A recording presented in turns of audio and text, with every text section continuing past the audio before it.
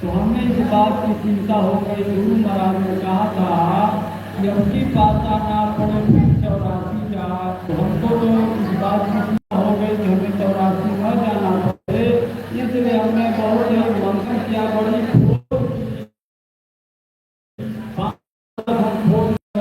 तो गुरु महाराज का सत्संग हमें मिला और असली ज्ञान का ईश्वरों के ईश्वर संत शिरोमण निश्चित आदि महाराज के शरण में मारे और 45 साल में बाबा गए उनके शरण में किसी को खोजते रहे। वो हर चीज हमें पल भर में यहाँ मिल गई। सबसे मेरे समझ में बात आ गई कि अरे ये वही है जो आए हुए हैं, अरे ये वही है जो आए हुए हैं, हर जमाने में हलचल मचाए हुए हैं, अरे दाढ़ी में कुदरत छिपाए हुए हैं, ये दुखी में मुक्ति बताए हुए हैं और कलयुग में सत्युग का डंका बजाए हुए हैं। जब मेरे बात समझ में आई तो मैं चाहता हूँ कि आप लोगों को इस बात से अवगत करा दूँ कि श्रीमान की आप मुक्ति और मुक्त चाहते हैं, जिससे भी भक्ति की कला सुनना चाहते हैं, यह बात सत्य है, प्रमाणित है। मीरा जी कह रही है कि सत्य की नाव खवटिया सतु भव सागर कर आयो, वो साबित कर रहे हैं आदि को सागर पार कर किसी जीवन में लौट आना चाहते हैं, गीते की भक्ति की कला जानना चाहते हैं। तुलसीदास जी महाराज के पास और विद्या मिलेगी। गुरु में भेद है, गुरु में भाव, अब कोई गुरु पद के सरल बतावे दाम, यहाँ माला नहीं जपाया जाता, दाम बताया जाता है। पहलवान अखाड़े में जाता है तो माला नहीं जपता है तो पठाने के लिए, और गाँव मारता है तो उससे दिया है, गाँव मारता है और क्या खाने ठीक हो जाता है। इस बात की चिंता कीजिए कि आपको माला नहीं जपना है, या सब नाम नहीं जपना, नाम छुड़ा दिया जाएगा और आपको गाँव बताया जाएगा काल और माया के जाल से निकलने के लिए और जीवन में चिंता का पानी के लिए गाँव सिखाया जाता है। वो गाँव आप सीख लीजिए, ज्यादा नहीं कहेंगे, चाहे बंदी करना।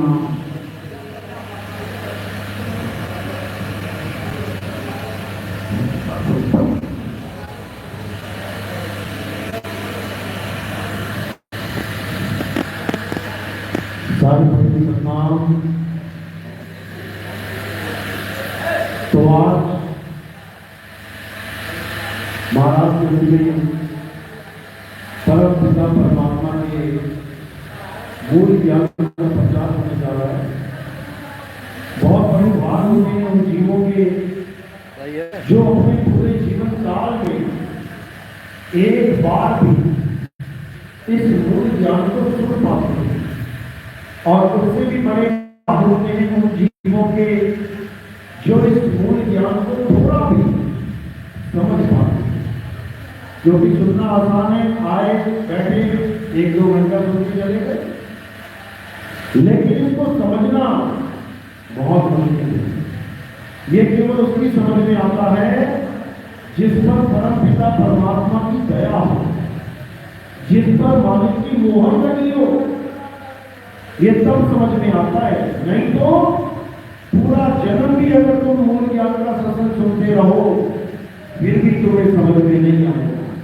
जैसे कौवे के बच्चे को कोयल की भाषा समझ में नहीं आती है, कोयल क्या करती है, कौवे के घोंसले में अंडे देती है। कोयल के बच्चे कौवे के घोंसले में बड़े होते हैं, और जब कोयल देखती है कि मेरे बच्चे उड़ने लायक हुए तो क्या करती है, तो अपनी मधुर आवाज सुनाती है। वो मधुर आवाज केवल कोयल के बच्चों को समझ में आती है और कौवे के बच्चे उसको नहीं समझ पाते, वो उसी घोंसले में रह जाते हैं। और कोयल के बच्चे उस घोंसले को छोड़ के अपनी माँ के घर चले जाते हैं, अपने देश चले जाते हैं। इसी प्रकार ये जो निरंजन का घोंसला है, कहाँ है निरंजन का घोंसला? ये 3 लोग उसी निरंजन का घोंसला है। जिसमें कोयल के और कौवे के दोनों के बच्चे बैठे हुए हैं। अब कोयल के बच्चे कौन हैं? जो मालिक की एक आवाज सुनकर जाग जाते हैं, जो मालिक के नाम का ज्ञान सुनकर जाग जाते हैं, जो उस अकह नाम, उस निज नाम, उस निअक्षर नाम की महिमा सुन के जाग जाते हैं, जो चौथे लोग की महिमा सुन के तीन लोगों को छोड़ने के लिए तैयार हो जाते हैं, वो है कोयल के बच्चे। और कौवे के बच्चे जो इस संसार को ही अपना घर मान लेते हैं, जो इस माया के संसार को परमात्मा की दृष्टि घर समझ बैठे हैं, वही कौवे के बच्चे हैं। वो कभी नहीं मानते कि ये दुनिया परमात्मा ने नहीं बनाई है। वो क्या कहते हैं? अरे परमात्मा ने ही बनाई है। किसके लिए बनाई है? हमारे तुम्हारे लिए बनाई है। यहाँ रहने के लिए, खाने कमाने के लिए, ऐश मजे करने के लिए बनाई है। अच्छा, और उसके बाद जब भूकंप आता है तो, सुनामी आती है तो, ये तगड़ी तगड़ी आंधियां आती है तो, बादल जब लाले गिरते हैं बिजली के रूप में तो खड़े खड़े फूट देते हैं। सबके मर जाओगे, बिल्डिंगें गिर जाएंगी ऊपर, जब भूकंप आएगा तब परमात्मा कहाँ चला जाता है? तब उसको नहीं पता कि उसके देश में क्या हो रहा है, उसके जीवों के साथ क्या हो रहा है। बाढ़ आती है, हजारों लोग डूब के मर जाते हैं, तब उसको समझ में नहीं आता कि मेरे जीवों के साथ क्या हो रहा है। नहीं, क्यों? क्योंकि वो परमात्मा है ही नहीं। वो कौन है? वो काल भगवान है। बाबा जय गुरुदेव जिसका नाम जब पाते थे ना, निरंजन। कौन है निरंजन? यही काल निरंजन है। इसी को वेदों में, पुराणों में अलग निरंजन करके बताया गया है। अलग निरंजन। ये जितने भगवतधारी साधु हैं क्या बोलते हैं? ये किसका जगह लगाते हैं? गांव गांव जाते हैं, क्या बोलते हैं? अलग निरंजन। किसकी महिमा गा रहे हैं? परमात्मा की। परमात्मा है क्या निरंजन? बस कितना समझ। निरंजन की महिमा गाने वाला कौवा है, कौवे के बच्चे हैं वो। और परमात्मा की महिमा गाने वाला कोयल है, कोयल के बच्चे हैं वो। तो कोयल के बच्चे और कौवे के बच्चे दोनों में जमीन आसमान का अंतर होता है। इसी को कबीर साहब की वाणी में बगुला और हंस बोल दिया गया है। समझ लो। तो ये तब समझ में आती है बात अगर परमात्मा की दया हो, मालिक की मोहर लगी हो तो, अन्यथा नहीं आएगी। सुनते रहो सत्संग। तो आज जो सत्संग आपको सुनाया जा रहा है ये सत्य असत्य का निवेड़ा है। ये नीर और शीर का निवेड़ा है। नीर शीर का करे निवेड़ा और कहे कबीर जो हंस है मेरा। गुरु तो बहुत बना लिए, नाम बहुत जप लिए, लेकिन मूल ज्ञान ये कभी प्राप्त नहीं होगा। क्या है ये मूल ज्ञान? और इसको समझेंगे तो क्या कह रहे हैं कबीर साहब? जब धर्मदास जी को ज्ञान देने के लिए आए थे तब क्या बोला धर्मदास जी से कबीर साहब ने? धर्मदास मेरी लाख दुहाई, मूल ज्ञान बाहर न जाई, पवित्र ज्ञान तुम जग में भाखो, मूल ज्ञान दुपट कर राखो, मूल ज्ञान बाहर जो परही, तो बिजली पीड़ी हंस न करही, मूल ज्ञान तब लग छुपाई, जब लग द्वादश पंथ ना मिलता। साहिब समझा रहे हैं, कह रहे हैं धर्मदास किसी भी जीव को तो मूल ज्ञान ऐसे ही मत देने लग जाना, मूल ज्ञान प्रकट मत करना, पवित्र ज्ञान तुम जग में भागो, भक्ति भक्ति की वालियां गाओ, भक्ति करो, करवाओ, परमात्मा परमात्मा करते रहो। अनुराग सागर का ज्ञान, जिसको पवित्र ज्ञान बोलते हैं, उसको बोलो, बताओ, बांटो, लेकिन मूल ज्ञान ये किसी को नहीं बताना। यहां तक कि अपने वंशावली में भी मूल ज्ञान नहीं बताया धर्मदास जी ने। समझ लो, वंश गति के पास भी मूल ज्ञान नहीं है। कौन सा ज्ञान है उनके पास? अक्षर ज्ञान।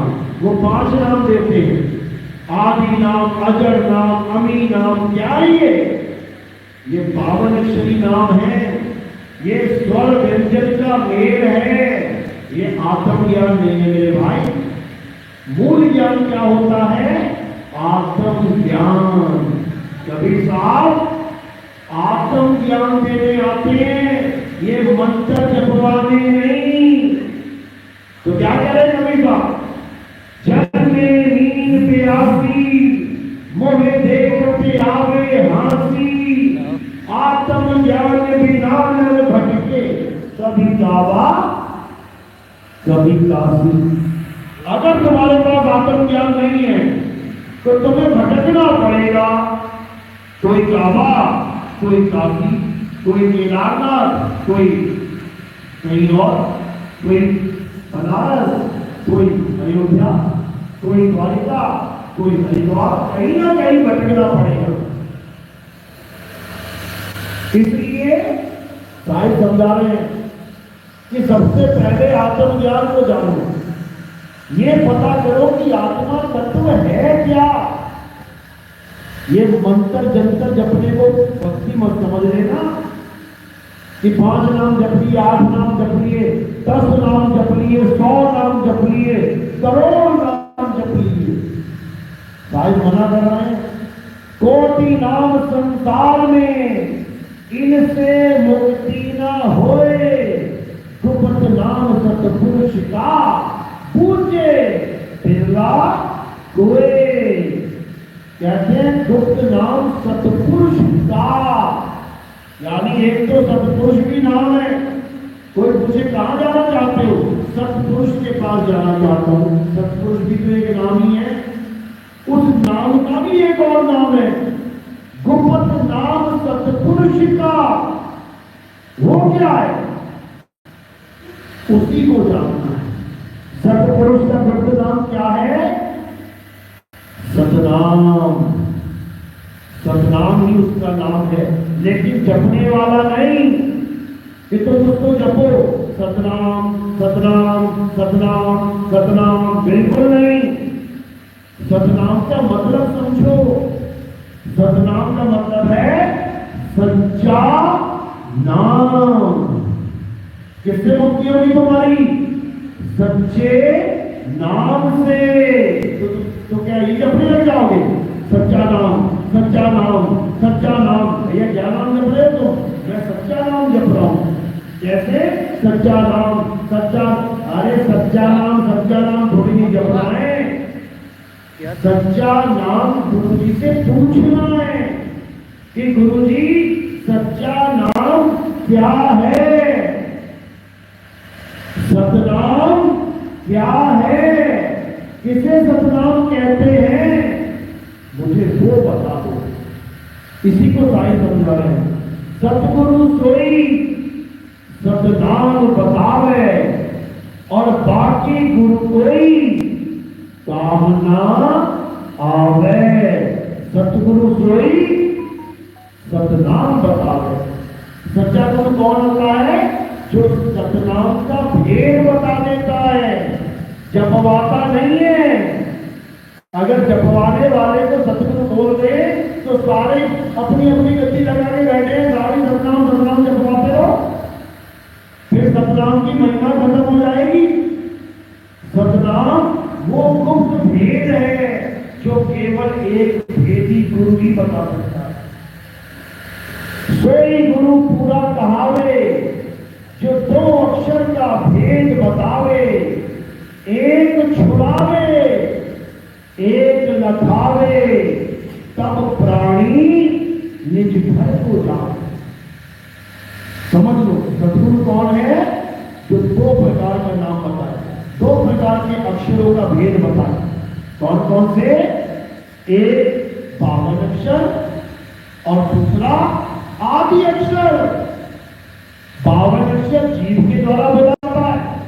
अगर जीव कट जाए तो कौन सा नाम बोलोगे? जिसकी जीव ही ना हो क्या बोलेगा वो? करेगा, कौन सा नाम बोल पाएगा? तो 52 अक्षर जीव आधारा, आदि अक्षर जीव व्यास से न्यारा, वाही को सत सिमरण कहिए, सिमर सिमर नर उतरो पारा। अगर पार करना चाहते हो तो तुम्हें सतनाम की जरूरत पड़ेगी। और सतनाम कोई मंत्र नहीं है कि तुम जप रहे हो सतनाम सतनाम सतनाम। अरे सत्य नाम कोई नाम नहीं, ये है आपन रूप। और जो जाने इस भेद को पावे आप स्वरूप। सतनाम हमारा स्वरूप है। इस भेद को जो जान जाएगा उसका कल्याण हो जाएगा। और जो इस भेद को नहीं जान पाएगा वो यही जन्म में धक्के खाएगा, सतनाम सतनाम जपता जपता। क्योंकि सतनाम जपने की कोई चीज है ही नहीं। सतनाम जानने की चीज है, पूछने की चीज है, प्राप्त करने की चीज है। जैसे पानी जपने की चीज नहीं है। प्यास लगे तो पानी पीने की चीज है, जपने की चीज नहीं है। ये तो मुझसे जपने लग जाओ, पानी पानी पानी पानी पानी, रटते रटते प्यासा ही मर जाएगा। जो प्यास से पानी से, जो प्यास से मरने वाला होता है, देखो वो क्या बोल रहा होता है?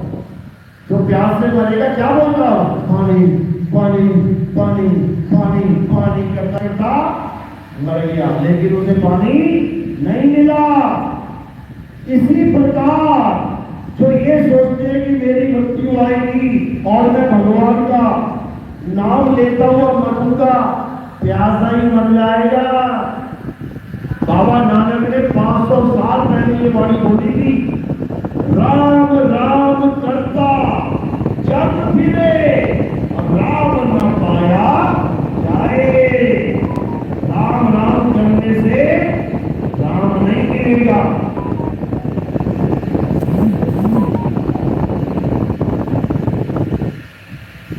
राम राम करता जग फिरे और राम न पाया जाए। वो राम ऐसे नहीं मिलेगा कि कहो कि राम राम जपने से मिलेगा। वो कैसे मिलेगा? जब उस राम को तुम जान जाओगे। वो राम है कौन? अरे एक राम दशरथ का बेटा, एक राम घट घट में बैठा, एक राम का सगल पसारा, एक राम तीनों से न्यारा। जब से हमने सत्संग शुरू किए हैं, चारों रामों का भेद बताया है। जब से हर गुरु यही वाणी लेने लग गया, वो भी राम के भेद बताने लग गए।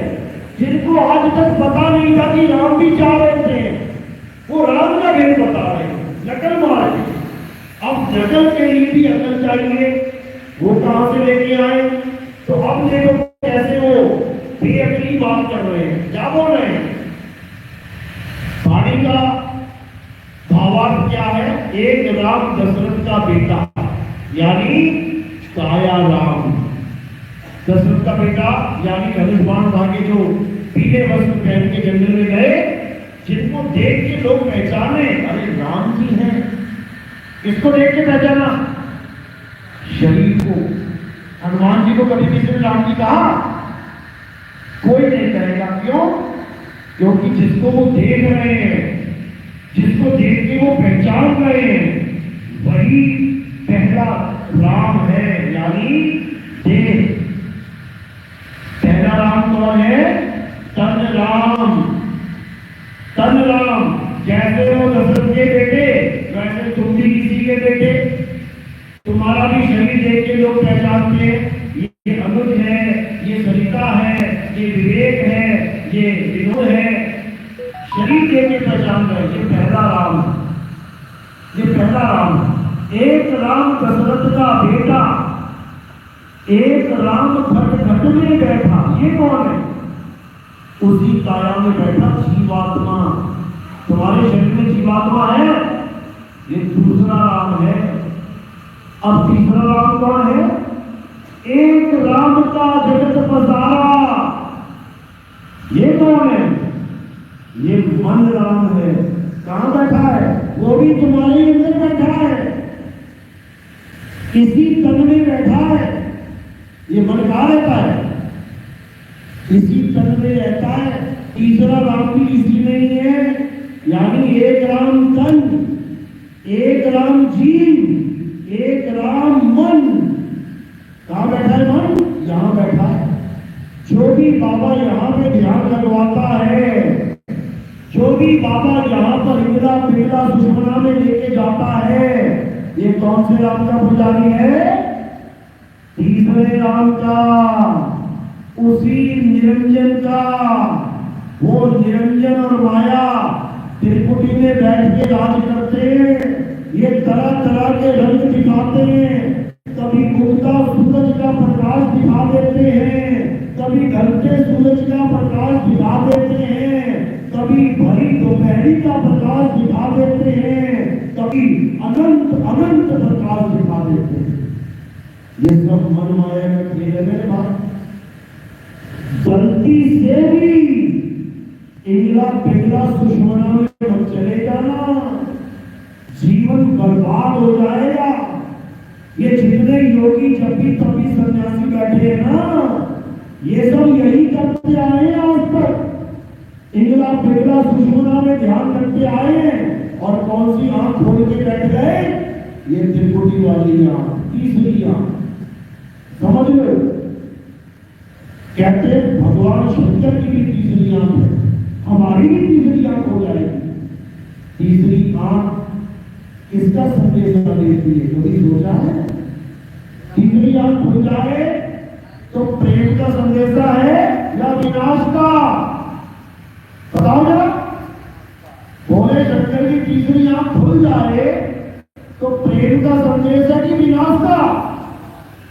और जितना समझ लो, अगर तुम्हारी तीसरी आंख खुल गई तो तुम्हारा 101% विनाश तय है। याद रखना इस बात। अब क्या करना है? अब इंदिरा पिंगला सुषमना के ज्ञान को त्याग देना है। गोरखनाथ भी यही करता था।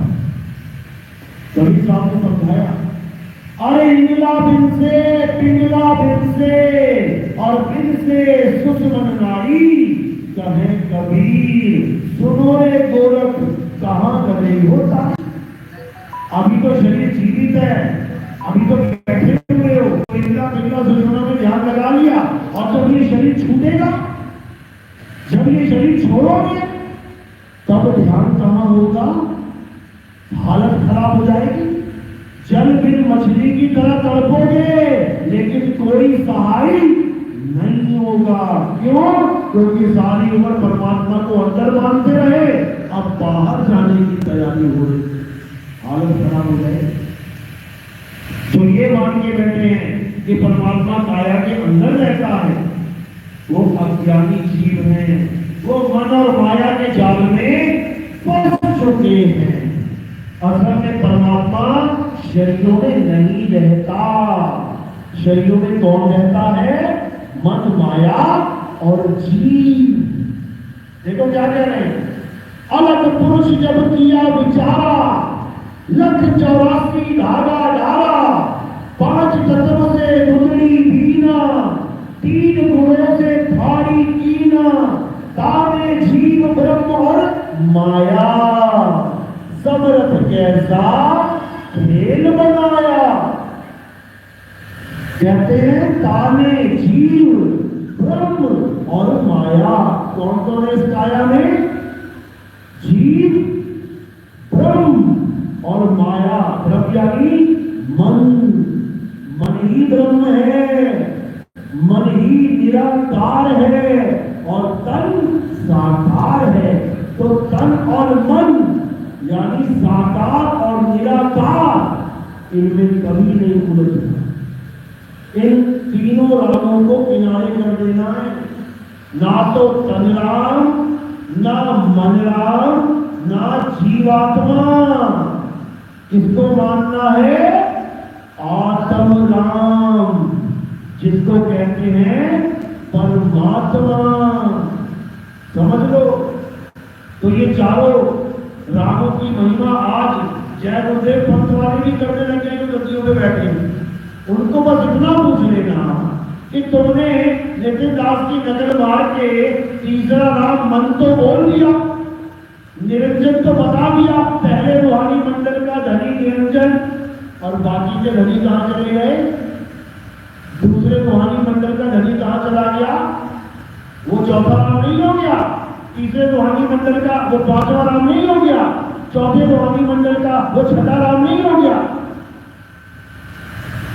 जीवों भरवाने के लिए अब नकल मारी जा रही है, लेकिन इनको नहीं पता कि बेटा जिसकी तुम नकल मार रहे हो ना, वो बहुत होशियार है इस मामले में, नकल पकड़ने में। एक टीचर के सामने 4 बच्चे नकल मार के लिख भी लेना, वो टीचर 2 मिनट में पहचान जाता है कि कौन नकल मारा है कौन नहीं। कैसे पता लगेगा? जो सबसे आगे बैठा है उसको पीछे वाला नकल मारेगा, तो जो आगे वाले की पुस्तिका है डिट्टो वही चीज पीछे वाला लिख देगा।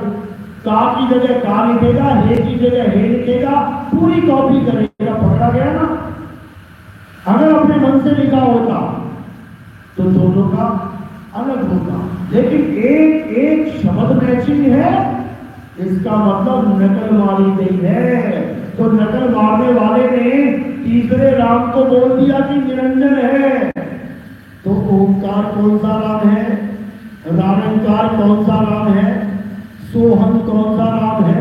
सतनाम कौन सा राम है? 5-7 राम तो यही आ गए फिर।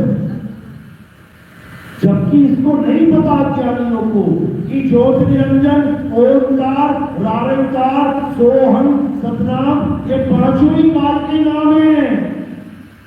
अरे पांचों नाम काल के जानो, तब दानी मन शंका आनो। समझ लो, ये पांचों नाम काल के हैं, अगर आप इनको जपते हो तो। लेकिन जब तुम सतनाम को जान लोगे कि सतनाम है क्या, तब वो काल का नाम नहीं रह जाएगा। अगर सतनाम सतनाम जपोगे पक्का काल का नाम है। क्यों? क्योंकि 52 श्री नाम है। होठ, जीभ, कंठ से बोला जाता है का ता ना मा। जीभ कट गई, अब भूल गई सिखाई सतनाम, इससे ज्यादा कुछ नहीं बोल पाएगा। लेकिन जो असली सतनाम है वो बोलने लिखने पढ़ने से न्यारा है, बोलने लिखने पढ़ने से जुदा है। वो सतनाम तुम्हारा सत्य स्वरूप है। जब साहिब समझा रहे कभी सागर में पहली लाइन देखो क्या लिखी, सत्य नाम है सार, पूछो संत विवेक करी, बहु बहुजन पार, सतगुरु का उपदेश यही। सत्य नाम है सार, यानी इस दुनिया में 2 चीजें हैं, एक सार और एक असार, एक सच और एक झूठ, एक धर्म और एक अधर्म। इसी प्रकार एक सार और एक असार, इसको समझना। सार क्या है, असार क्या है, अगर ये समझ में आ गया तो तुम्हें 1 मिनट में पता लग जाएगा कि तुम्हारे गुरुजी ने तुम्हें सार दिया है या असार दिया। तो सार क्या है और असार क्या है अच्छे से समझ लो। पहले असार देख लेते हैं। असार क्या है? असार उसे कहते हैं जो सदा सदा अमर नहीं है, यानी जो जलता है और मर जाता है वो असार है। जो पल पल बदल जाता है वो असार है। जो सदा एक सा नहीं रहता वो असार है। और सार क्या है? जो सदा एक सा रहे, जिसकी जन्म और मृत्यु ना हो, जो सदा सदा अखंड रहे, उसे कोई खंडित ना कर पाए, वो सार है। उसी को आत्मा कहते हैं। आत्मा सार है, शरीर असार है। ये पंच भौतिक दुनिया असार है। ये मंदिर मस्जिद गुरुद्वारे असार है। ये तंत्र मंत्र जंत्र पूजा पाठ हवन यज्ञ असार है। ये गंगा स्नान जमुना स्नान, ये पर्वतों की परिक्रमा, नदियों की परिक्रमा असार है। और सार क्या है? अर्जुन, सत्य सार केवल आत्मा है। ये आत्मा अजन्मा है, ये आत्मा नित्य है, ये आत्मा शाश्वत है, ये आत्मा पुरातन है, ये आत्मा ही सत्य सनातन है। ये आत्मा ही है सत्य सनातन, जिसके लिए बोला नैनम छिंदन्ति शस्त्राणि नैनम देहति पावका न चैनम क्रोधन्तापु न शुचति मारुता। हे अर्जुन, इस आत्मा को ना तो कोई शस्त्र काट सकता है, ना इस आत्मा को कोई अग्नि जला सकती है, ना इस आत्मा को कोई पानी भिगो सकता है, और ना ही इस आत्मा को कोई वायु सुखा सकती है। हे अर्जुन, इस ब्रह्मांड में एक ही सत्य है और वो आत्मा है। आत्मा। इसीलिए अध्याय 3 17वें श्लोक में क्या बोला गया?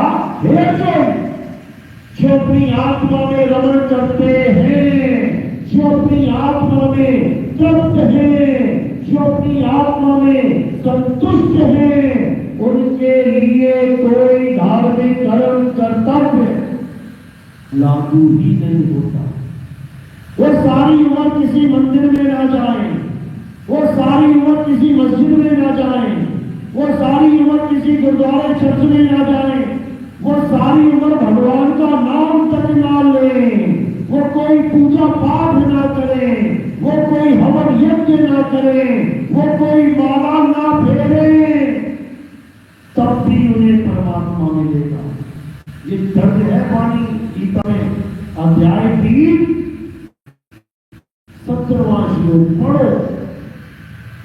यहां तक लिख दिया अध्याय 18वें श्लोक में कि जो अपनी आत्मा को जान लेते हैं, जो अपने स्वरूप को पहचान लेते हैं, वो किसी अन्य जीव पर निर्भर नहीं रह जाते। तुम्हें किसी गुरु की जरूरत नहीं पड़ेगी अपने धाम पहुंचने के लिए, क्योंकि कई लोग क्या सोचते हैं कि गुरु जी आएंगे, लेके जाएंगे, तब हम अपने धाम पहुंच पाएंगे। ये सबसे बड़ा अज्ञान है, ये सबसे बड़ा अज्ञान है। अगर गुरु जी तुम्हें ले जा सकते होते तो जितने गुरु संसार छोड़ के गए हैं, क्यों नहीं ले गए? तुम तो चले गए और तुम्हें यहां धक्के खाने के लिए छोड़ दिया। ले जाते साथ में, क्यों नहीं लेके गए? क्योंकि नहीं ले जा सकते। एक भी गुरु नहीं ले जा सकता। कौन लेके जाएगा? परमात्मा लेके जाएगा। और कैसे लेके जाएगा? विहंगम चाल से लेके जाएगा। विहंगम चाल कैसी होती है? जैसी चुंबक और लोहे के बीच प्रीत होती है। चुंबक लोहे को खींच लेती है, ऐसे ही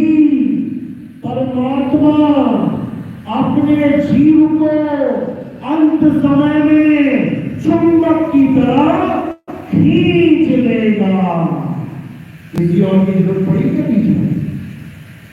केवल परमात्मा और जीव, बीच में किसी गुरु का कोई रोल नहीं है। समझ लो कहां तक रोल है गुरु का? केवल तुम्हें नाम दीक्षा देने का। वो तुम्हें ऐसा नाम देगा जैसे लोहे को चुंबक के पास जाने का ध्यान देगा। चुंबक लगी है और लोहा घूम रहा है, खींचेगी क्या? तो चुंबक यहां रखो और लोहा यहां रख दो, तो खींचेगी क्या? चुंबक के नीचे आना चाहिए लोहा। जैसे चुंबक के नीचे लोहा आ गया, क्या होगा? सीधे जाएगा विहंगम चाल से और सीधे चुंबक पे चिपक जाएगा। अकेला, किसी और का इंतजार नहीं करेगा कि मेरे गुरुजी आएंगे वहां पकड़ के लेके जाएंगे। इस चक्कर में मत रह जाना। कोई क्या करे कभी पानी में?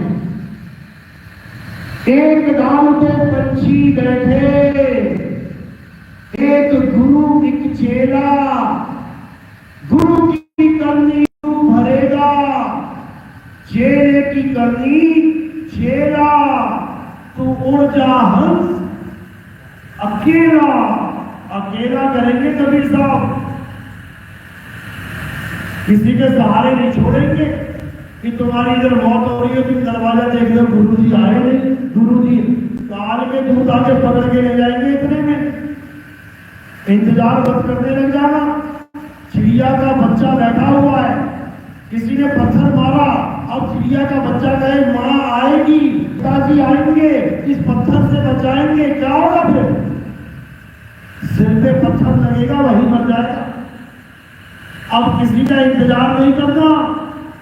चिड़िया के बच्चे को अगर उसके माँ बाप ने उड़ना सिखाया है तो वो इंतजार करेगा किसी का क्या? उसी वक्त उड़ारी मारेगा और सीधे अपने दुर्दाम पहुंच जाएगा। इसी को अगल पक्षी बोला गया है संतों की वाणियों में। तुम ही अगल पक्षी हो, तुम्हारा घर आसमान पे है और तुम जमीन पे आके चोगा चुग रहे हो। इतनी बुरी हालत है। तो अब क्या करना है? अब विहंगम चाल को पकड़ना है। विहंगम चाल यानी पक्षी की चाल।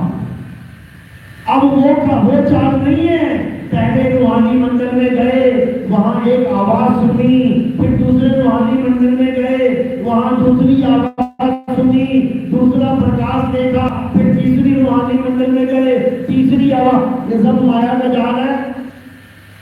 ये सब माया का जाल है। ना तो कोई चीज देखनी है और ना ही कोई ऐसी आवाज सुननी है जो बार बार बदल जाए। जो बदले सो माया संतो, जो बदले सो माया। ये 5 वाणी मंडलों में 5 शब्दों की धुन जो कानों में उंगलियां डाल के सुनते हैं, ये अनहद नाद माया है। वाणियां पढ़ो कबीर साहब की, क्या कह रहे हैं? अनहद बाजा जब का थाना। जब राजा का थाना आएंगे, पुलिस वाले थाने में बैठा लेते ना, थाने में ऐसे बैठा देगा तुम्हें वो। अनहद बाजा जब का थाना, 5 तत्व करे घमसाना।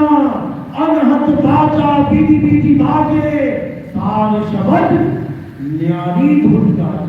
करके ना निकला कहते अनहद बाजा जब का थाना। ये काल का जाल है। बड़े बड़े योगियों को कानों में उंगलियां डलवा के इन 5 शब्दों से जोड़ के बर्बाद कर दिया काल ने। अनहद बाजा जब का थाना, ये 5 तत्व करे घमसाना।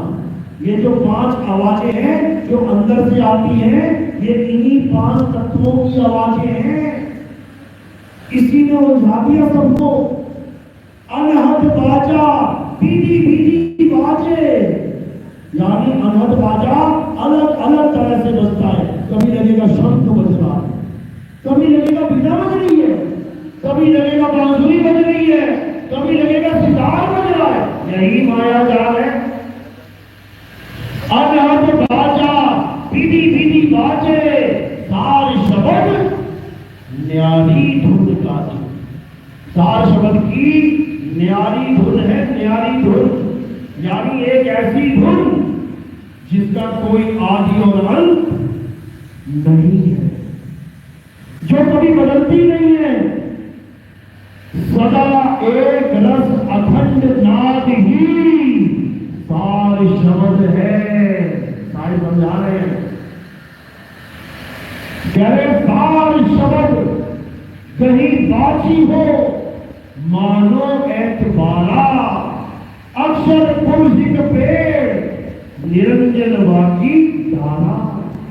यानी केवल सार शब्द ही वो अखंड नाद है जिससे इस जीव की मुक्ति हो सकती है, इस जीव का कल्याण हो सकता है।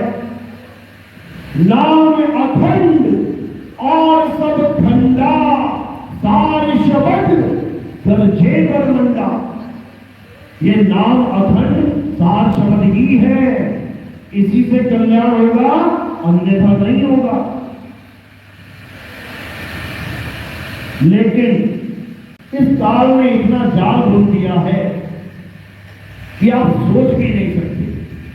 कानों में उंगलियां डलवा दी, आंख बंद करके त्रिपुटी पे ध्यान करवा दिया, और कबीर साहब क्या समझाते रहे, अरे आंख ना मूंदो, कान ना रूंदो, तनिक कष्ट मत धारो, खुले नयन पहचानो हंस हंस, सुंदर रूप निहारो। कबीर साहब कहते हैं आंख बंद करने की जरूरत नहीं, अगर आंख बंद करोगे निरंजन खड़ा हो जाएगा सामने। और निरंजन का सबसे बड़ा जाल क्या है कि ये किसी का भी रूप धारण कर सकता है। राधा स्वामी वालों को उनका बाबा जी दिखाई देगा उसी निरंजन के रूप में, उसी प्रकाश के रूप में। जय गुरुदेव वालों को उनका बाबा जी दिखाई देगा, निरंकारी बाबा के चेलों को निरंकारी बाबा दिखाई देगा, सतपाल जी के चेलों को सतपाल जी दिखाई देगा, आसाराम जी के चेलों को आसाराम दिखाई देगा। हमारे चेलों को हमारे रूप में भरमाने आ जाएगा ये निरंजन, बच के रहना इससे। तो कबीर साहब क्या समझा रहे हैं कि पहले ये समझ लो कि परमात्मा कोई देह नहीं है, गुरु कोई देह नहीं है। गुरु क्या है? शब्द गुरु, सूरत धुन चेला। यानी हमारा गुरु कौन है? शब्द गुरु है। शब्द गुरु के अलावा किसी देह को गुरु मत समझ लेना। देह क्या है? ये 5 तत्व है, 5 तत्वों की देह है। कौन कौन से तत्व है? आकाश, वायु, अग्नि, धरती और पानी। ये पांचों सामने खुले पड़े हैं। आकाश, वायु, अग्नि, धरती, पानी। क्या तुम इसको गुरु कहोगे? क्या तुम इन 5 तत्वों को थोड़ा सा पानी रख दूं, मिट्टी रख दूं, आग लगा दूं, हवा लगा दूं, आकाश तो है ही है, तुम इन 5 को गुरु जी कह दोगे? कह दोगे क्या? क्या तुम 5 तत्वों को गुरु कह दोगे? नहीं। तो इन 5 तत्वों को गूंथ के जब ये काया बन गई तो गुरु जी कैसे हो गए? समझ लो, जब 5 तत्व खुले पड़े हैं तुमने उनको गुरु नहीं माना, तो 5 तत्वों को मिला के ये जो काया बन गई इसको गुरु कैसे मान लिया? गुरु शरीर नहीं है। जो तुम फोटो देख रहे हो दीवारों पे लगा रखी है, गुरु जी की फोटो के आगे मत्था टेक रहे हो, किसकी फोटो है ये? किसकी फोटो है? 5 तत्वों की फोटो है। और 5 तत्व का खेल किसका है? मन और माया का। तो गुरु कौन है? गुरु आत्मा है। बाबा जयदेव खुले मंच में कहते थे कि बच्चा मेरे रूप का ध्यान करोगे तभी पार होगे। कहते थे कि नहीं कहते थे? किस किस को ये बात पता? हाथ खड़ा करो। खुले मंच में कहते थे कि अगर मेरे स्वरूप का ध्यान करोगे तो तुम्हारी 5 तत्वों का। इन 5 तत्वों का गुरुदेव पूरे मंच पे कहते थे कि दुनिया में ऐसा कोई अस्त्र शस्त्र नहीं बना जो मेरा नाश कर दे। कहते थे कि नहीं कहते थे? हाथ खड़ा करो जिसने बात सुनी है। देखो कितने सालों में सुनी है। जब परमाणु बम फेंकेंगे तो गुरुदेव की क्या हड्डियां वड्डियां ऐसी रहेंगी क्या? मांस कैसे रहेगा क्या? क्या लगता है? क्या लगता है तुम्हें? तुम्हें क्या लगता है? तलवार मारे तो गुरुदेव जी की गर्दन ऐसी रहेगी क्या, या कटनी गिर जाएगी? क्या लगता है? क्योंकि तुम्हें पता ही नहीं वो क्या कह रहे थे, वो किसकी बात कर रहे थे। तुम केवल शरीर मान के बैठ गए, वो अपने स्वरूप की बात कर रहे थे। क्योंकि वो शरीर नहीं, वो आत्मा है।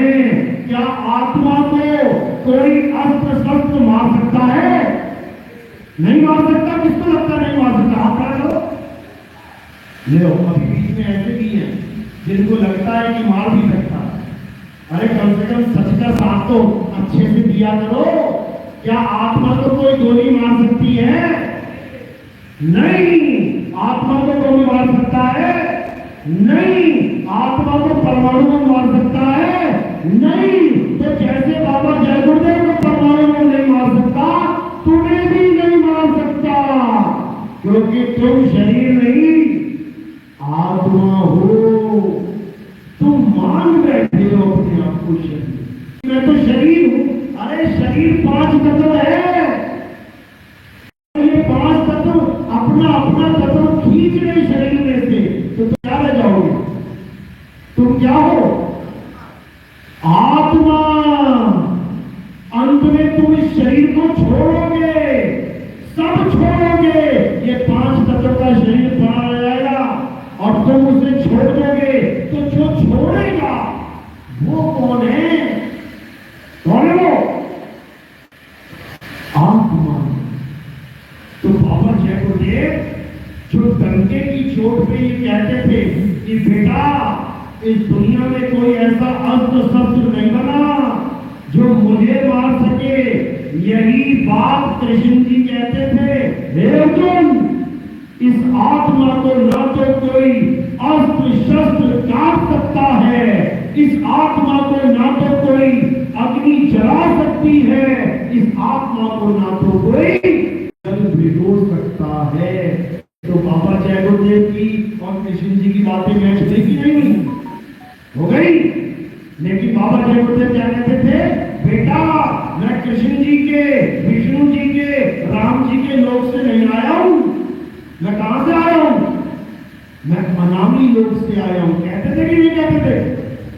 कहते थे। तो अनामी लोक का मतलब पता है क्या होता है? अनामी लोक कहते किसे हैं? क्या उस लोक में हिंदी में लिखा है आ ना मी? हिंदी भाषा चलती है क्या वहां पे? हिंदी भाषा चलती है क्या? कि हिंदुस्तानी गया तो वहां आ ना मी लिखा होगा, अंग्रेज जाएगा तो वो पढ़ ही नहीं पाएगा क्या लिखा है। अगर भाषा वाला जाएगा वो पढ़ ही नहीं पाएगा क्या लिखा है। जैसे तुम्हारे सामने चाइनीज भाषा में लिख देना आ ना मी, तुम कहोगे क्या लिख दिया है। तुम केवल अपनी भाषा समझ पा रहे हो, हिंदी। ये जय गुरुदेव टोपी में लिखा है ये सब। अगर ये चाइनीज भाषा में, गुजराती भाषा में, मलयालम भाषा में यही चीज सामने लिख के रखी जाए ना, तो पढ़ भी नहीं पाओगे कि जय गुरुदेव लिखा है कि क्या लिखा है। समझो, अनामी का मतलब जिसका कोई नाम नहीं। किसका कोई नाम नहीं है? आत्मा का कोई नाम नहीं है।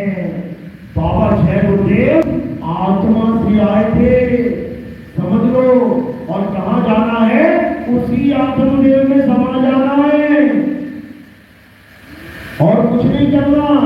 उसी आत्मदेव को शब्द कहते हैं, शब्द। इसीलिए बोला गया है जाप मरे अजपा मरे अनहद भी मर जाए, सूरत समाए शब्द में। अभी कहां समाई है?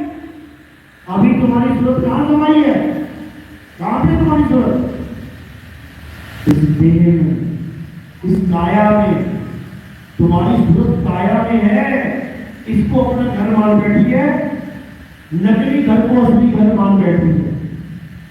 ये काया एक पिंजरा है, पिंजरे में एक तोता है। तोता कौन है? ये जीवात्मा ही तोता है। तोता पिंजरे में बैठा है, ये शरीर एक पिंजरा है। तोता पिंजरे से मुक्ति पाना चाहता है और किसकी पूजा कर रहा है? फोटो में कौन है? पिंजरा। ये तुम्हारा पिंजरा और वो गुरुदेव जी का पिंजरा। इसमें तुम्हारा तोता, उसमें गुरुदेव जी का तोता। तोते को पिंजरे से दूर होना है, लेकिन गलती से पिंजरे की ही पूजा करना। तो क्या मिलेगा? जहां आशा वहां वासा।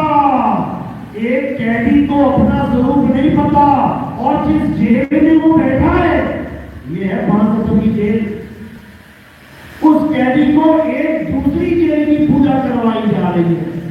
अपनी जेल को मिथ्या मानता है और गुरु की जेल को सच मानता है। पुजारी जेल का ही रह गया तो क्या मिलेगा? जेल ही मिलेगी, क्योंकि जिसकी पूजा करोगे वही प्राप्त होगा। इसीलिए कबीर साहब कह रहे हैं, कबीर साहब कह रहे हैं, गलती से भी कोई मुझे शरीर मत मान लेना, मैं शब्द हूं शब्द। वाणी क्या कह रही है? शब्द हमारा तू शब्द का, सुन मत जा सरक।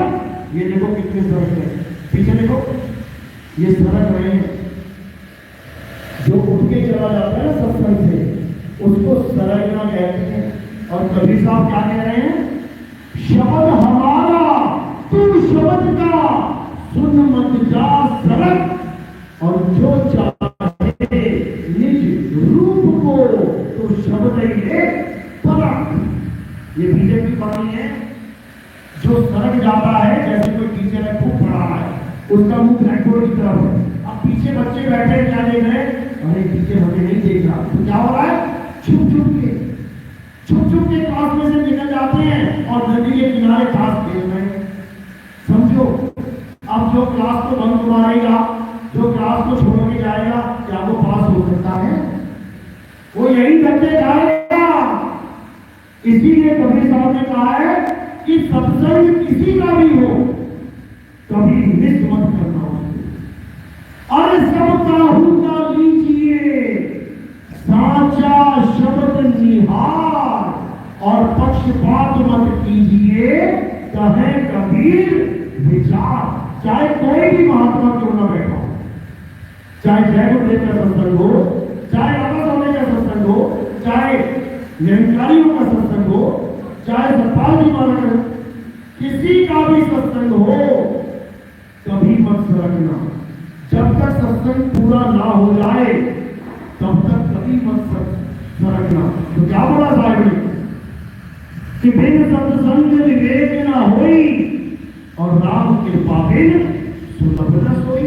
राम कृपा दूसरी लाइन में बोला है, पहली लाइन में क्या बोला? बिन सत्संग। कौन से गुरु का सत्संग? ये तो नहीं बोला, ये नहीं बोला कि कौन से गुरु का सत्संग। सत्संग मतलब सत्संग है, कोई भी कर सकता है, किसी भी गुरु का हो सकता है। बस तुम ये देखो कि मेरे कल्याण की बात हो रही है कि नहीं हो रही है। अगर कल्याण की बात हो रही है तो वो बात ग्रहण कर लो, और अगर कल्याण की बात नहीं हो रही है उसको त्याग दो। बस इतना काम करना है और कुछ नहीं करना है। साथ साथ तो कहीं रहो और धोखा दो उड़ाए, ये तब बात बनेगी, नहीं तो नहीं बनेगी। तो इसीलिए कबीर साहब ने कोई कसर नहीं छोड़ी।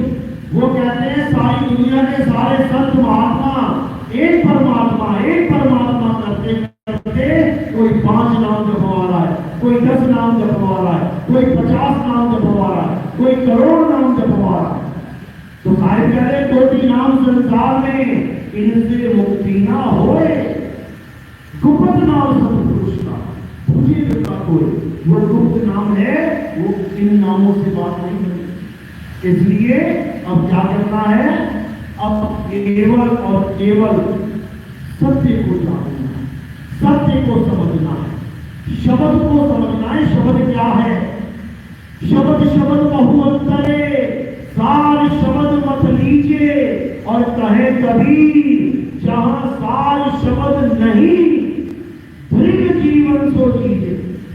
धिक्कार है उस जीवन पर जहां सार शब्द नहीं है और 5, 7, 10 शब्द लेके बैठे हैं लोग। धिक्कार है उस जीवन पे। तो साहब क्या कह रहे हैं?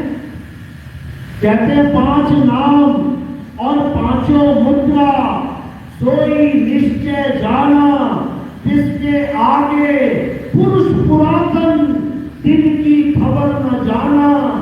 परम पुरुष धर अदर ताल है, अदर ताल के आगे, अरे इसके आगे कौन बतावे, सभी शब्द में बाके। सब फंसे शब्दों में, उस सार शब्द को, उस सत्य पुरुष को नहीं जान पाए। लेकिन अब ये गलती नहीं करते।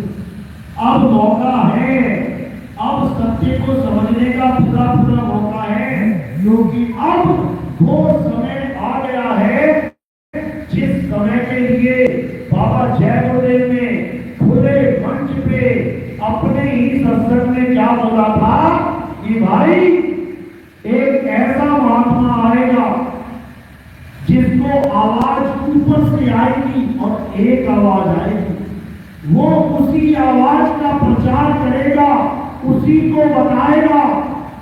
आज जो तुम 5 नाम लेके पार हो रहे हो, उसके बाद ये 5 नाम से कोई पार नहीं हो पाएगा। जय गुरुदेव नाम से भी कोई पार नहीं हो पाएगा। ये उनकी वाणी 1980 में दर्ज है, तुम्हारी पुस्तिका में, पत्रिका में, पढ़ लेना जाके। बाबा जय गुरुदेव के 5 नाम अंदर से आते हैं, लेकिन जो महात्मा आएगा उसको नाम ऊपर से आएगा। बाबा जय गुरुदेव के 5 आवाजें अंदर से आती हैं, लेकिन जो महात्मा आएगा जिसका जिक्र है, उसको आवाज ऊपर से आएगी, अंदर से नहीं। ये तब समझ में आएगी बात जब तुम इस पंथ में आओगे, इस ज्ञान को समझ पाओगे, तब जान पाओगे कि बाबा जय गुरुदेव ने क्या बात बोली। उन्होंने कभी नहीं कहा कि मेरे पंथ में कोई उत्तराधिकारी आएगा, क्या कभी बोला उन्होंने? आज तक जो दुनिया का भविष्य बता रहे हैं, वो अपने पंथ का भविष्य बता के नहीं गए कि गद्दी में कौन बैठेगा। बताया क्या? हाथ खड़ा करो जिसको पता ही नहीं बताया। नहीं बताया। क्यों? क्योंकि वो चाहते ही नहीं थे कि कोई भी मेरी गद्दी पे बैठे। क्यों? क्योंकि अगर कोई भी मेरी गद्दी पे बैठेगा तो वो इस गुरुवाई के चक्कर में, इस माया के चक्कर में उस आने वाले महात्मा का विरोध करेगा। नहीं करेगा क्या? क्योंकि वो 5 नाम लेके बैठा होगा बाबा जय गुरुदेव के, और जो महात्मा आएगा वो एक नाम की बात करेगा, तो 5 नाम कटेंगे, एक नाम का डंका बजेगा, तो फिर पंथ में झगड़ा होगा कि नहीं होगा? होगा। इसलिए बाबा जय गुरुदेव ने ये काम ही खत्म कर दिया कि मेरी गद्दी पे कोई और बैठेगा, कोई नहीं बैठेगा। मेरी संगत को कोई और मार्गदर्शन करेगा, कोई नहीं करेगा। मार्गदर्शन तो वो कर चुके हैं, वो बता चुके हैं कि एक नाम, एक झंडा, एक भाषा होगी। बोला कि नहीं बोला? हाथ खड़ा करो जिसको पता है। तो कहाँ है एक नाम? ये तो 5 लेके बैठे हो। कहाँ है एक धुन? धुन भी 5 लेके बैठे हो। कहाँ है एक स्वरूप? स्वरूप भी 5 लेके बैठे हो। समझो बात को। एक नाम, एक भाषा, एक झंडा। अपने पंथ के 20 झंडे बन गए तुम्हारे। बाबा जय गुरुदेव पंथ में 20 बाबा लोग बैठ गए गुरु बन के। एक के 20 टुकड़े कर दिए, एक पंथ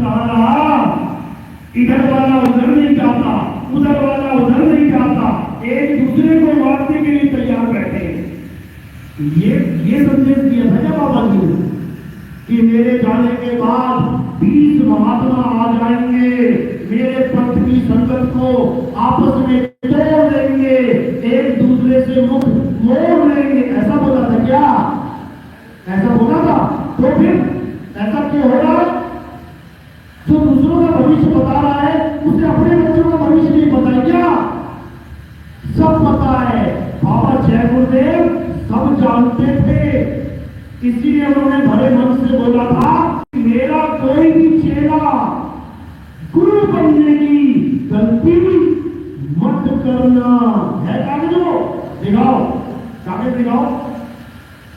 ये पत्रिका में छपा हुआ है आपकी, इसकी फोटो खींच के ले जाना और दिन में 100 बार पढ़ना, तब तुम्हें समझ में आएगा कि बाबा जय गुरुदेव तुम्हारे लिए कितना बड़ा काम पहले ही करके जा चुके हैं। किसी 5 नाम से बल्कि जय गुरुदेव नाम से भी मुक्ति नहीं होगी, लिखा हुआ है उसमें। अब इससे ज्यादा कौन अपना सीना चीर के दिखा दे? लेके आओ कागज। तो इसलिए मेरे भाई ये मौका आखिरी है। 3 यज्ञ हो चुके हैं, 4था यज्ञ बाकी है। 3 यज्ञ 3 लोक में हुए थे, 4था यज्ञ कहां होगा? 4थे लोक में होगा, 4थे लोक में होगा 4था यज्ञ। और जिस दिन वो यज्ञ हो गया समझ लेना सतयुग आ गया, समझ लेना। जैसे तुम्हारा वो 4थे लोक में यज्ञ पूरा होगा तुम सतयुग में एंट्री मार जाओगे। सतयुग का मतलब ये है कि विष्णु जी गरुड़ पे उड़ते हुए आएंगे, भोले शंकर नंदी पे बैठ के आएंगे, तब तुम कहोगे सतयुग आ गया। असत्य ये है शरीर 3 लोग, और सत्य क्या है? आत्मा सत्य है। जिस दिन तुम्हें आत्म ज्ञान हो गया तुम सतलोक में एंट्री मार गए, समझ लो। यही 3 लोग हैं। कबीर साहब कहते हैं 3 लोग हैं देह में, रोम रोम में धाम, और फिर सतगुरु न पाएंगे सार शब्द निज नाम। जो सार शब्द है वहीं पे तुम्हारा 4था यज्ञ संपूर्ण होगा, और जिसका यज्ञ संपूर्ण हो गया उसका बेड़ा पार हो। तो इसलिए ये फोटोकॉपी ली गई है उसी पत्रिका की, बिल्कुल साफ क्लियर लिखा है। जिस तरह आप अपने कपड़े धोबी को देते हो, चाहे वह चाहे जहां ले जाए, उसी प्रकार महात्माओं को आप अपने आप को सौंप दो। किसको सौंप दो? महात्माओं को। केवल अपनी बात नहीं कर रहे हैं कि मुझे सौंप दो, मेरे ही हो जाओ। कई कहते हैं हमने तो बाबा जी का सिंदूर लगा लिया है, हम दूसरे का सिंदूर नहीं लगाएंगे। समझ लो बाबा जी ने और परमात्मा में फर्क समझ लो है। बाबा जी एक संदेश वाहक हैं। बाबा जय गुरुदेव यानी बाबा तुलसीदास जी एक संदेश वाहक हैं। उनसे पहले कौन था? उनके गुरु जी का क्या नाम है? भोलेलाल। यानी बाबा जी जब पैदा भी नहीं हुए थे तब किसके नाम का सिंदूर लग रहा था? भोलेनाथ जी का। उनके गुरु जी नहीं पता, वो भी कोई होंगे, क्योंकि या तो स्वामी पद से निकला है पंथ, स्वामी जी महाराज से निकला ना पंथ, उनके भी कोई गुरु होंगे। फिर 3-4 पति तो तुम्हारे पंथ में बदल गए, किसी ने किसी के सिंदूर लगा लिया, किसी ने किसी का लगा लिया, कोई आगे गद्दी पे बैठ जाएगा उसका सिंदूर लगा लोगे। 4-5 पति तो तुम्हारे पंथ में चल रहे हैं, जबकि पति एक है। कौन है वो? पति परमेश्वर। गुरु बदल जाएंगे लेकिन परमेश्वर कभी नहीं बदलेगा। तो सिंदूर किसके नाम का लगाना है? परम पिता परमेश्वर के नाम का लगाना है, गुरु के नाम का नहीं लगाना। गुरु तो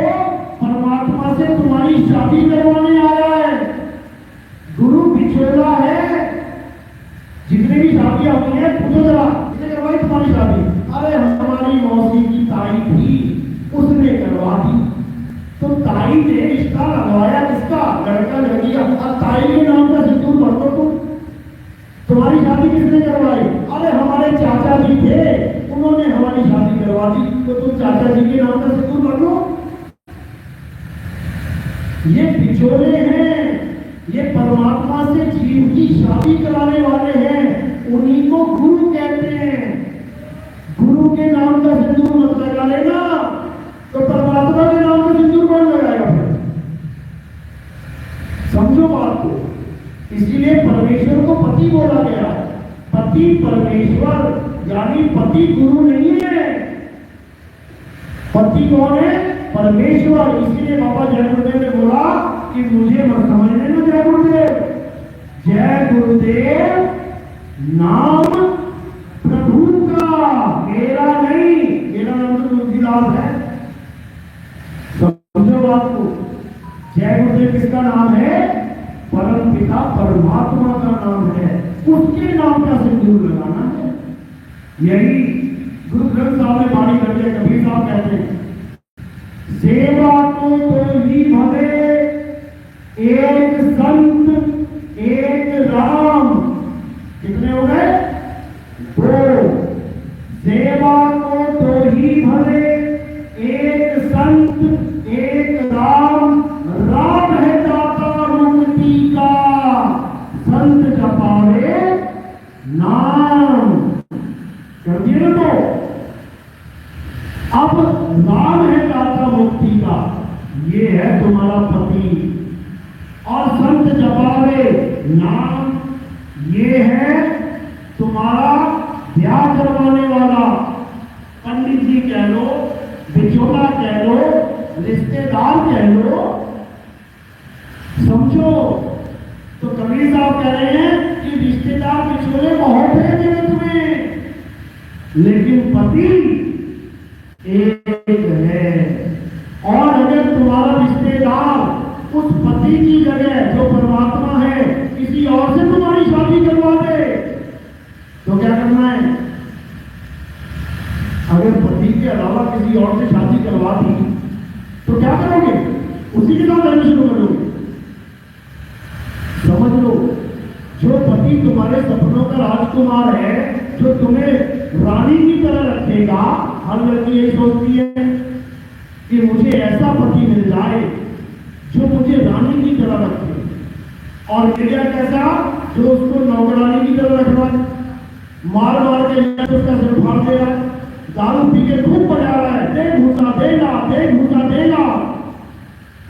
तो लड़की छोड़ो, लड़की के माँ बाप भी क्या कहेंगे? बेटी तलाक ले ले, ये तेरा पति नहीं है, तेरा दुश्मन है, ये दुश्मन है तेरा, ये तेरा जन्म बर्बाद कर देगा, ये तेरा पति नहीं है। इसी प्रकार जो गुरु परमात्मा की जगह निरंजन से तुम्हारा रिश्ता जुड़वा दे, क्योंकि निरंजन भी 3 लोग का स्वामी है। याद रखना, त्रिलोकीनाथ है और कहां बैठा है? यहां बैठा है। अगर तुम्हें किसी गुरु ने यहां ध्यान लगवाने को बोल दिया, यहां दर्शन करने को बोल दिया, तो उसने तुम्हें निरंजन के साथ ब्याह दिया। समझ लेना। तो कबीर साहब यही समझा रहे हैं। बाणी देखो, कर लेनो दीदार महल में प्यारा है। इस वाणी में देखो क्या बोला, कहते ये मन मन ही निरंजन है, ज्योति स्वरूपी अलख निरंजन तुम्हें राखी भरमाई हो। ए हंसा तुम अमर लोक का बड़ा कालवश आई हो।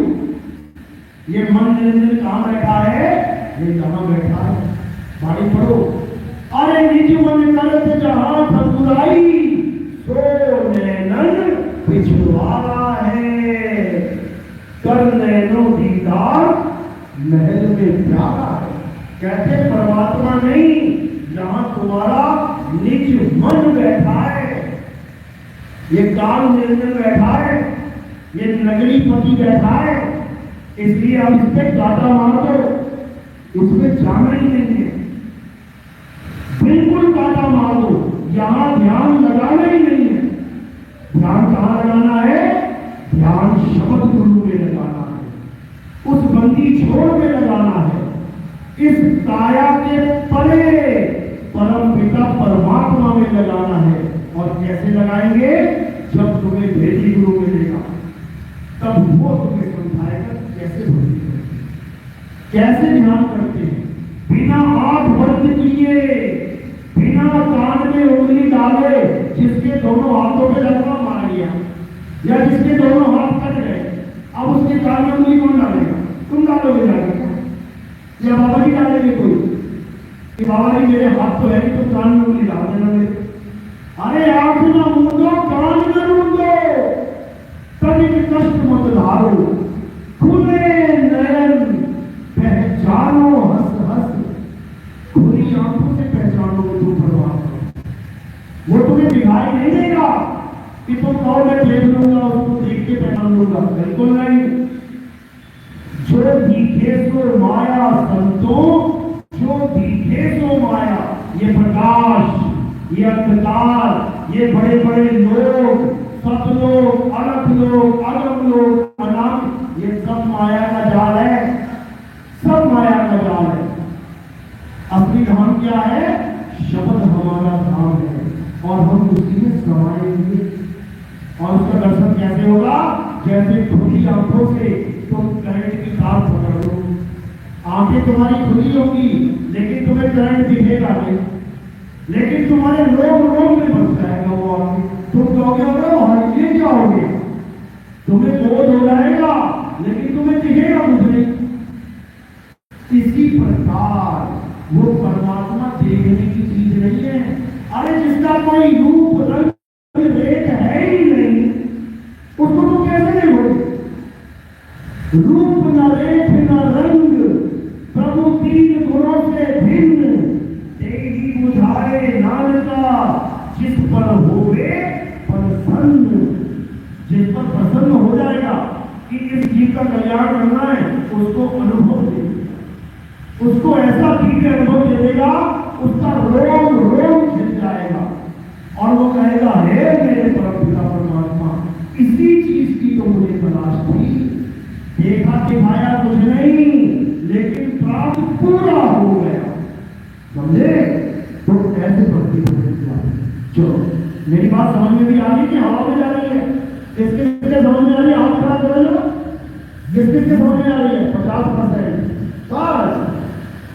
60%, 70% लोग हैं जिनको समझ में आ रही है। जिनको नहीं समझ में आ रही अब वो क्या करें? हमारे सत्संग आते हैं YouTube चैनल पे, घर बैठे सत्संग सुन सकते हो, रोज सुन सकते हो।